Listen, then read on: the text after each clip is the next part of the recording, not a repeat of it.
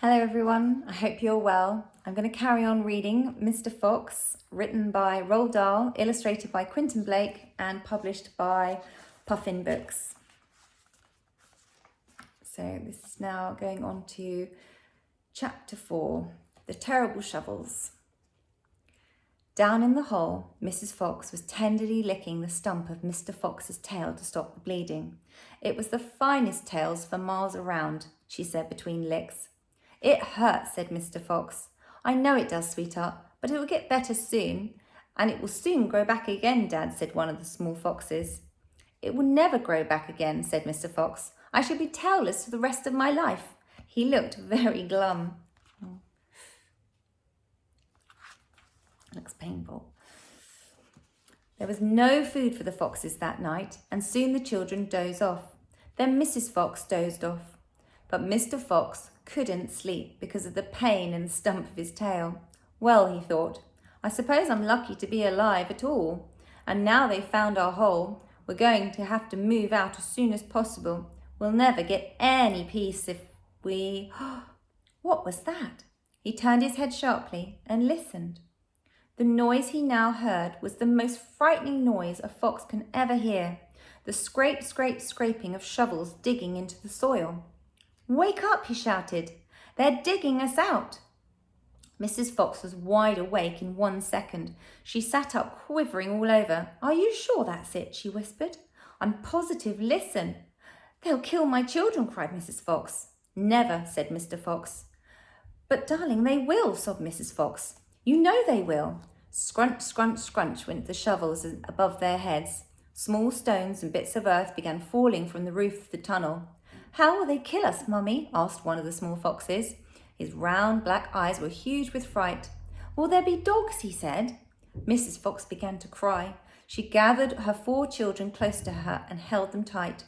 Suddenly, there was an especially loud crunch above their heads, and the sharp end of the shovel came right through the ceiling. There you go. Mr. and Mrs Fox and the little foxes.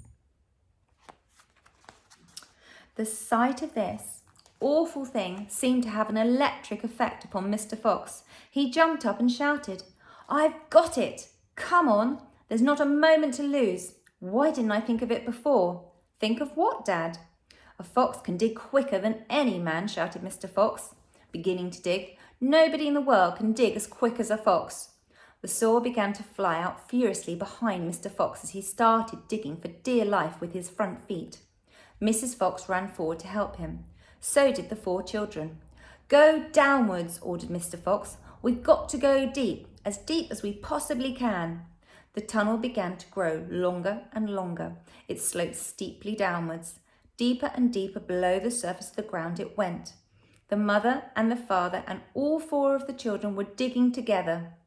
Their front legs were moving so fast you couldn't see them, and gradually the scrunching and scraping of shovels became fainter and fainter. After about an hour, Mr Fox stopped digging. Hold it, he said. They all stopped. They turned up and looked back up the long tunnel just as they had dug. All was quiet. Phew, said Mr Fox. I think we've done it. They'll never get as deep as this. Well done, everyone. They all sat down, panting for breath, and Mrs Fox said to her children, I should like you to know that if it wasn't for your father, we should all be dead by now. Your father is a fantastic fox. Mr Fox looked at his wife and she smiled. He loved her more than ever when she said things like that. And there they are, the little family. There they were digging away. Chapter 5, The Terrible Tractors. As the sun rose the next morning, Boggis and Bunce and Bean were still digging. They had dug a hole so deep you could put a house into it, but they had not yet come to the end of the fox's tunnel. They were all very tired and cross. Dang blast, said Boggis. Whose rotten idea was this? Bean's idea, said Bunce. Boggis and Bunce stared at Bean. Bean took another swig of cider and then put the flask back into his pocket without offering it to the others. Listen, he said angrily, I want that fox and I'm going to get that fox. I'm not giving in till I've strung him up over my front porch dead as a dumpling.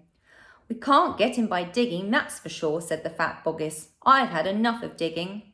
Bunce, the little pot-bellied dwarf, looked up at Bean and said, "Have you got any more stupid ideas then?" "What?" said Bean. "I can't hear you." Bean never took a bath. He never even washed.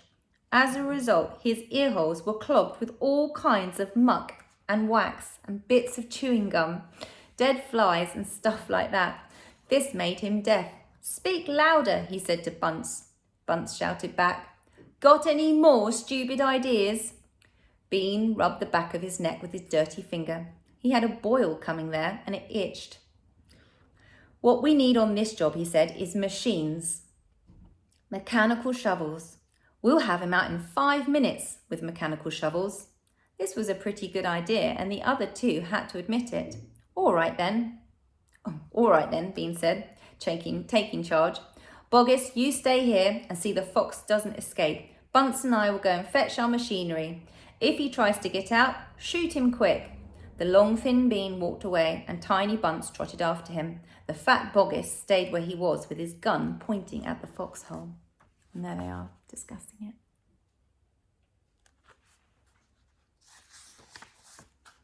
Soon, 2 enormous caterpillar tractors with mechanical shovels on the front ends came clanking into the wood. Bean was driving one, Bunce the other. The machines were both black. They were murderous, brutal-looking monsters. "Here we go then," shouted Bean. "Death to the fox," shouted Bunce. The machines went to work, biting huge mouthfuls of soil out of the hill. The big tree under which Mr. Fox had dug his hole in the first place was toppling like a matchstick. There we go. You can see them. Big machines coming up. And there's a tree. On all sides, rocks were sent flying and the trees were falling and the noise was deafening. Down in the tunnel, the foxes crouched, listening to the terrible clanging and banging overhead. "What's happening, Dad?" cried the small foxes. "What are they doing?" Mr. Fox didn't know what was happening or what they were doing. "It's an earthquake," cried Mrs. Fox. "Look," said one of the smallest foxes, "our tunnel's got shorter. I can see daylight." They all looked around, and yes, the mouth of the tunnel was only a few feet away from them now, and in the circle of daylight beyond them they could see 2 huge black tractors almost on top of them. "Tractors!" shouted Mr. Fox. "The mechanical shovels! Dig for your lives! Dig, dig, dig!" Oof. Chapter 6. The Race. Here we go. Now there began a desperate race, the machines against the foxes. In the beginning, the hill looked like this. There we go, a little check. After about an hour, as the machines bit away more and more soil from the hilltop, it looked like this. There we go. There's the hole. Sometimes the foxes would gain a little ground and the clanking noise would grow fainter, and Mr. Fox would say, "We're going to make it, I'm sure we are." But then a few moments later, the machines would come back at them and the crunch of mighty shovels would get louder and louder. Once the foxes actually saw the sharp metal edge of one of the shovels as it scraped up the earth just behind them. Oh, it's pretty close. "Keep going, my darlings," panted Mr. Fox. "Don't give up. Keep going." "Keep going," the fat boggis shouted to Bunce and Bean. "We'll have him at any moment now." "Have you caught sight of him yet?" Bean called back. "Not yet," shouted Boggis, "but I think you're close." "I'll pick him up with my bucket," shouted Bunce. "I'll chop him to pieces." By lunchtime, the machines were still at it, and so were the poor foxes. Oh gosh, there they are. The hill now looked like this. The farmers didn't stop for lunch, and they were too keen to finish the job. "Hey there, Mr. Fox," yelled Bunce, leaning out of his tractor. "We're coming to get you now." "You've had your last chicken," yelled Boggis. "You'll never come prowling around my farm again." A sort of madness had taken hold of the 3 men. The tall, skinny Bean, the dwarfish pot-belly Bunce were driving their machines like maniacs, racing the motors and making the shovels dig at terrific speed. The fat boggis was hopping about like a dervish and shouting, "Faster, faster!" By 5 o'clock in the afternoon, this is what had happened to the hill. Oh my goodness. It started at the top and then all the way down to the bottom. The hole the machine had dug was like a crater of a volcano. It was such an extraordinary sight that the crowds of people came rushing out of the surrounding villages to have a look. They stood on the edge of the crater and stared down at Boggis and Bunce and Bean. "Hey there, Boggis, what's going on?" "We're after a fox." "You must be mad." The people jeered and laughed. But this only made the 3 farmers more furious and more obstinate and more determined than ever not to give up until they had caught the fox. And there are the little people. Okay, I'm going to leave the story here. I will carry on with chapter 7 next time. So stay safe, keep working really hard, and I'll speak to you soon. Take care. Bye for now.